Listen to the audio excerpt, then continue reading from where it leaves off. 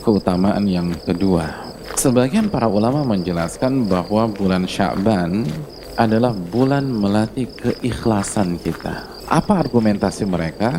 Jawabannya karena pada saat manusia lalai, lalu kita beribadah, maka mereka tidak melihat ibadah yang kita lakukan. Tidak ada yang memperhatikan kita, tidak ada yang melihat, karena mereka lalai kan.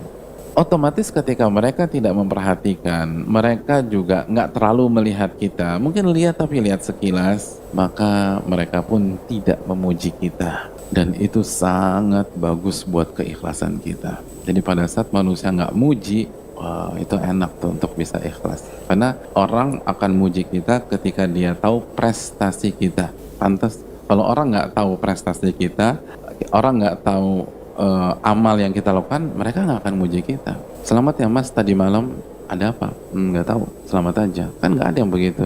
Pokoknya mau kasih selamat aja tadi malam. Aku juga nggak tahu kamu ngapain. Oh tadi selamat ya, tadi malam mainnya bagus, misalnya gitu. Selamat ya, tadi malam suaranya enak tuh mas pas taraweh. Masya Allah, itu kan orang tahu. Jadi ini enak nih, kalau antum mau latihan keikhlasan, antum ibadah di saat manusia lalai. Dan itu kan saran Nabi SAW sebenarnya untuk amal ibadah yang non syiar. Apa kata Nabi dalam hadis riwayat Imam Ibnu Mubarak? In istata'ta an yakuna laka khibun minal amali salih faf'al, kata Nabi apabila Anda bisa menyembunyikan sebuah amal soleh sehingga manusia nggak lihat, manusia nggak tahu, manusia nggak sembunyikan amal soleh tersebut. Sekali lagi, ini non syiar. Kalau syiar tampilkan. Jangan sampai ada di antara antum Jumat besok mulai nggak sholat Jumat. Kenapa? Di rumah Pak Ustadz, nyembunyiin amal. Sabda Nabi SAW, Mbak, kok semenjak kajian Sabtu malam kemarin kok jadi lepas jilbab? Saya pakai jilbab di rumah Pak Ustadz. Sembunyikan amal soleh. Kalau saya keluar pakai jilbab, pada lihat. Kata Nabi, sembunyikan. Jadi kalau nggak ada siapa-siapa, saya pakai jilbab tuh Pak Ustadz. Hanya untuk Allah Subhanahu wa Ta'ala. Jilbab itu syiar, harus ditunjukkan. Jadi itu yang kedua.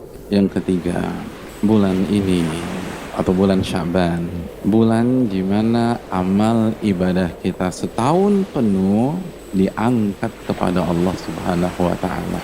Allahu Akbar, diangkat kepada Allah. Nabi SAW bersabda dalam hadis Tirmidzi di atas, wa huwa syahrun turfa'u fihi al-a'malu ila rabbil alamin. Bulan Sya'ban adalah bulan di mana amal-amal soleh diangkat ke Rabbul Alamin. Fa uhibbu an yurfa'a amali wa ana sha'im. Oleh karena itu aku ingin ketika amal-amalku diangkat, aku dalam kondisi berpuasa. Itu kata Nabi SAW. Jadi begitu masuk bulan Sya'ban, amal-amal ibadah kita setahun ini, dari Ramadan ke Rajab, itu diangkat oleh Allah Subhanahu wa Ta'ala. Coba deh kita renungkan, satu tahun ini apa amalan kita? Berapa kali khatam dari Ramadan ke Rajab? Berapa kali miss zikir pagi petang? Bagaimana murojaah hafalan Quran kita? Coba kita lihat tahun ini, berapa kali kita nggak masuk kajian? Terus sholat kita gimana hadirin? Sholat 5 waktu kita, atau sholat duha, rawatib. Sholat rawatib itu dijaga nggak nih satu tahun ini?